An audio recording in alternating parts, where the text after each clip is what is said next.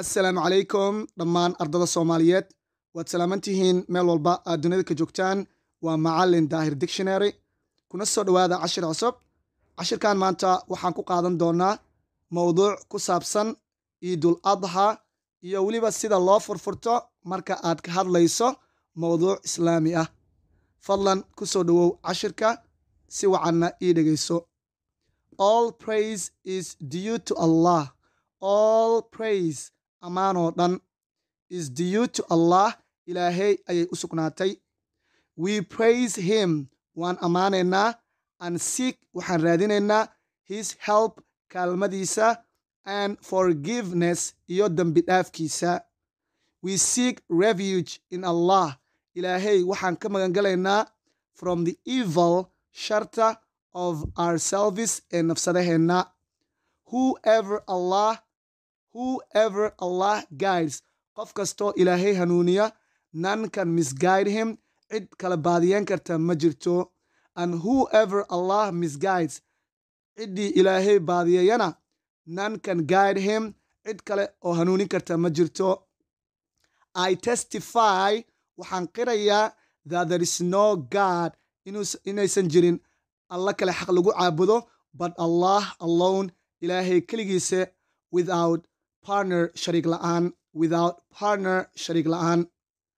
And I bear witness, waxaan markhaati kacayaa that our prophet Muhammad, in nabigeena Muhammad, may Allah his peace and blessing be upon him, nabadgelyo naxariis korkiisa ahaatee, is inuu yahay his slave, addoonka Ilaah,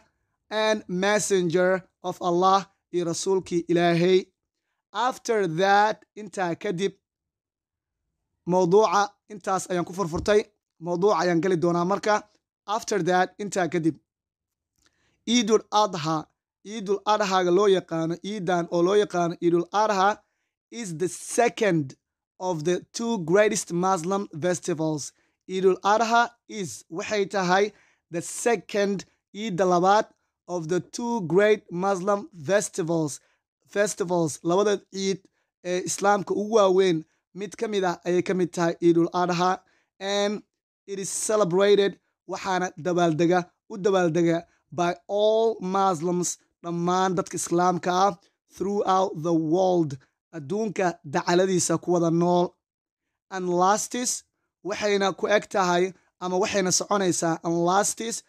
soconaysaa ciidda for 3 days, 3 maalmood. It's on the last day, waxayna ku beegan tahay, it is on the last day, waxayna ku beegan tahay maalinta ugu dambeysa of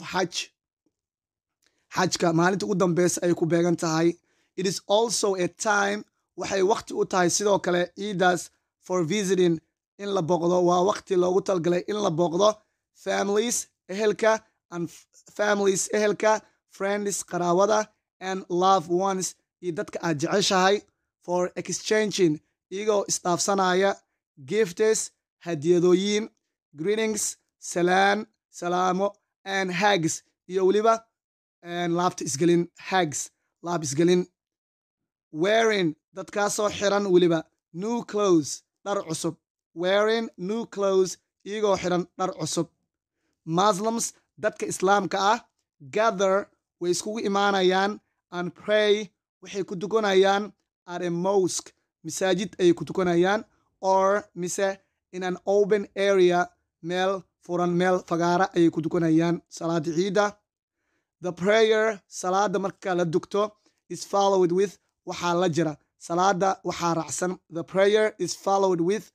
okay, salaada waxaa raacsan a sermon, khudbad. Sermon waa khudbadaha masaajidka laga soo jeediyo jimcihii oo kale. A sermon, khudbad, that lasts, taasoo soconaysa 15 or 20 minutes, 15 daqiiqo ilaa iyo ama 20 daqiiqo soconaysa. After the prayer is over, salaada markay idlaato,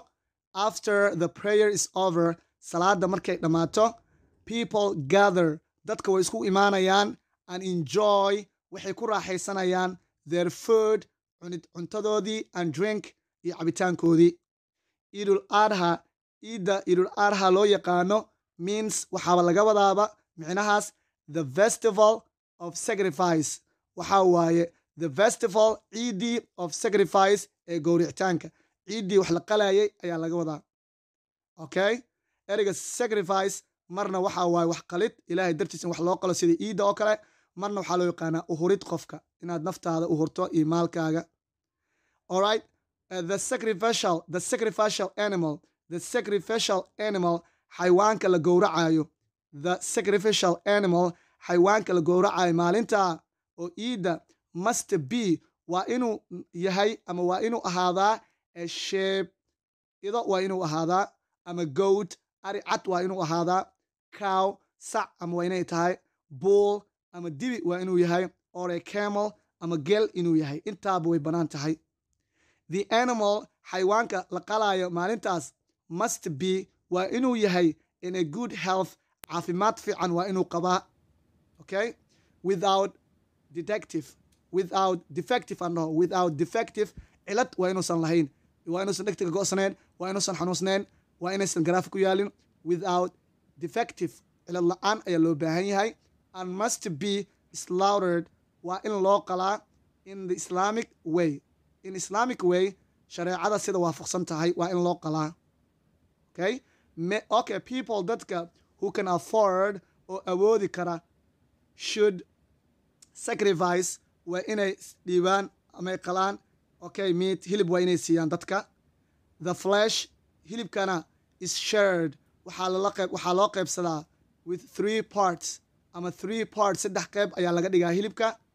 the first part qaybta koowaad for waxaa loogu talagalay ama qaadanaya the person making qofka sameynaya udxiyada asaa qaadanaya qaybta koowaad okay waayahay the second qaybta labaadna for waxaa loogu talagalay friends waxaa loogu talagalay ehelada and families is qoyska ayaa loogu talagalay and the third qaybta saddexaadna for waxaa loogu talagalay poor dadka masaakiinta ayaa loogu talagalay needy dadka u baahan ayaa loogu talagalay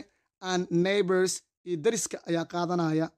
people dadka dress in their best clothes dhar fiican ayay soo qaadanayaan people dadka dress in waxay soo qaadanayaan the best clothes okay waxaa leedahay people dress in their best clothes dheh people dadka dress waxay soo qaadanayaan in their best clothes dharkoodii kan u wanaagsanaa ayay soo qaadanayaan and thank waxay u mahad celinayaan allah ilaahay for all his blessings dhammaan barakadiisa and happiness iyo farxadda uu dadkaas siiyey maalintaas marka arday ciwaankeena maanta halkan ayaan kusoo gabeynaynaa videogu dheer dartiisa waxaan leeyahay assalaamu calaykum waraxmatullaahi wabarakaatu